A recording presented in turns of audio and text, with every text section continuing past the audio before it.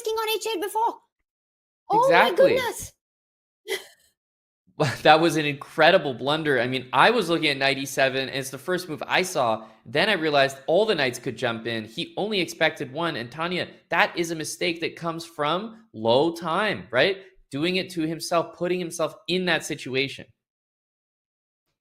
Absolutely. Blunders do not appear out of nowhere. It was the constant pressure that Denis put on the board, on the clock, and eventually Arjun cracking. And once again, White scoring a win.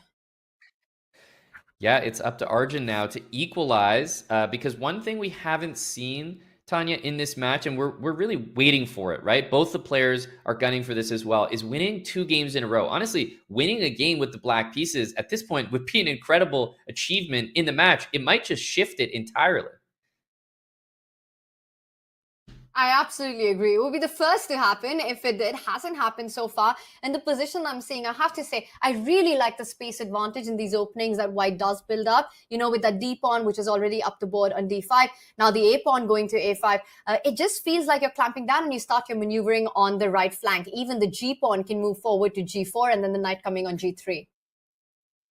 Yeah, the one thing about this knight on B7, it looks terrible, but there is sort of a saving grace maneuver bringing the knight back to F7. The bishop on A7 is actually on a very good diagonal. So really, none of Black's pieces are actually in too bad of shape here. But I'm still liking the potential in White's position after this last move. You know, he's going to try to set up the H-pawn moving forward, G5 coming in, that knight on H6, some questions being asked there.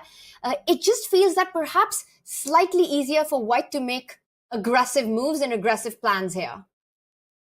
Yep, it's weird because in terms of the space and the potential, I feel like White has a great position, has all the push on the king side. But then I'm looking at the quality of the pieces, and both of these bishops for White are not looking very good compared to their counterparts, which enjoy some very nice diagonals. So I'm conflicted. I don't really know how to evaluate, which one of those things is better. If you're White, you have to aim for the pawn breaks here. You have to find a way to either go with the f-pawn, which of course comes with its own drawbacks of the e-line opening up, or somehow try to get h4 on the board. Meanwhile, a quick decision there by Denis to give up his bishop. And this is what he was counting on. Whoa. Wow. Sacrifices? The entire thing is transformed, Tanya. You talk about a sacrifice. Now we have complete chaos because it's 2 pieces for a rook, which you normally wouldn't do. But look at all the pawns. I'm trying to do the maths really quickly. It's harder than it appears. That's 2 pawns and a rook for 2 minor pieces here. Wow. And if you've got the black pieces here, you're really dreaming and aiming for some trades of the queen. Try to take it into the endgame, where then you can start pushing your pawns. And the problem you mentioned, that bishop on c2, just a really ugly piece with a limited future there. Exactly. Yeah, and you really don't want to have to deal with it. There's g6. The knight is coming into f5, but immediately stopped. And I was about to say, when are we going to see the king race to the other side of the board? There it goes. There's just no way it could stay on g2. That's where all the action is going to be. We're about to see it happen right now. The king is safest on either d2 or even further down the board on b2. But meanwhile, as Arjun set that up, Denis has set up ideas of his own. He's about to advance either the f-pawn or the g-pawn. Yeah, it's tough to figure out. Okay, he says, hey, that's a great idea. I see you moving your king over there. I'll copy that one. That's very smart and very equally impressive how quickly Denis came up with this idea. Again, he's not rushing with the pawn pushes, with the pawn advance. He's just improving every single piece before he strikes. Yeah, the thing is, there's a lot of pieces in Arjun's position. So in terms of improving things, it looks like there's more to be done for Arjun over a longer period of time. If it's a pure maneuvering game, I think that Arjun's pieces can improve a little bit more. And he's trying to do just that. But the way Denis's pawns are placed, it's kind of hard to make progress, right? The bishop's blocked. The knight doesn't have great jumping square. And so it retreats, which is also why, Aman, I think it's so important for Denis to not rush with the pawn break like f5 or g5, giving away entry points to the minors.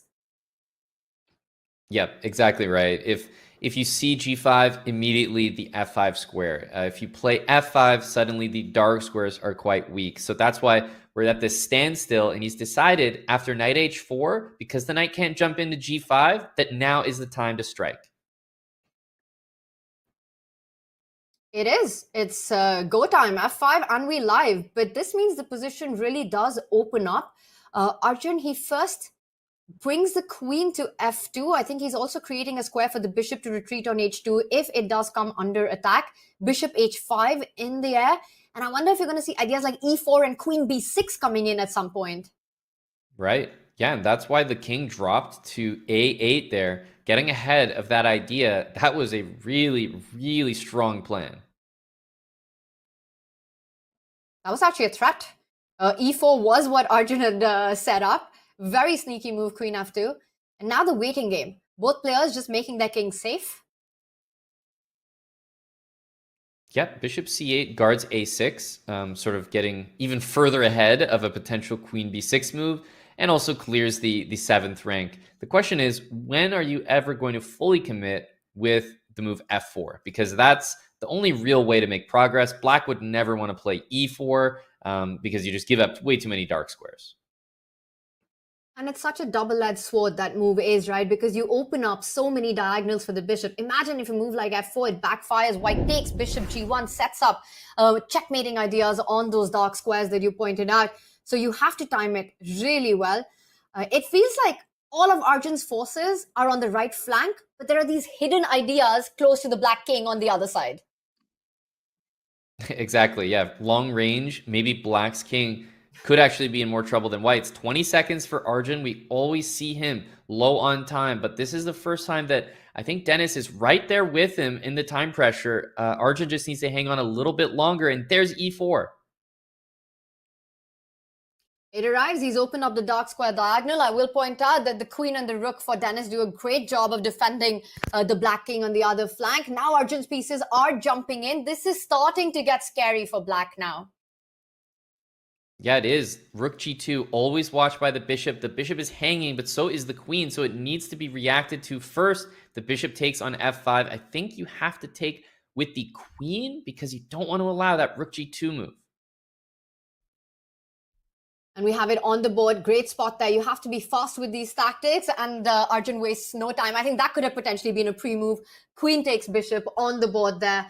Ideas of eventually, well, 8-7's hanging, but I don't think you want to rush with that. Rook g5, a big blunder. Queen c8. Queen c8. Oh my goodness, Queen that's a e7. massive blunder. Where's the finish? Rook f8. Do you just go rook f8? That and is he does it. It's really, over. really big. So do you just play queen e8? Wait, Yeah, you're threatening rook here. Stopped. Rook g7. Bishop attacks the rook. Watch out. If Bishop rook h4, bishop G1? g1. No, bishop g1, rook g1. Because there's rook h2 after That's rook amazing. f7. That would be an unbelievable finish. And look at this. Instead of taking the queen and going queen e7, wait a minute, what was that? Just waiting with bated breath here as queen f2 is the idea. Oh, that is a killer idea. Playing on the dark squares, and rook f7 runs into queen takes pawn. Queen f2, that's game over. And it is game over, as once again, it is Arjun who makes the comeback.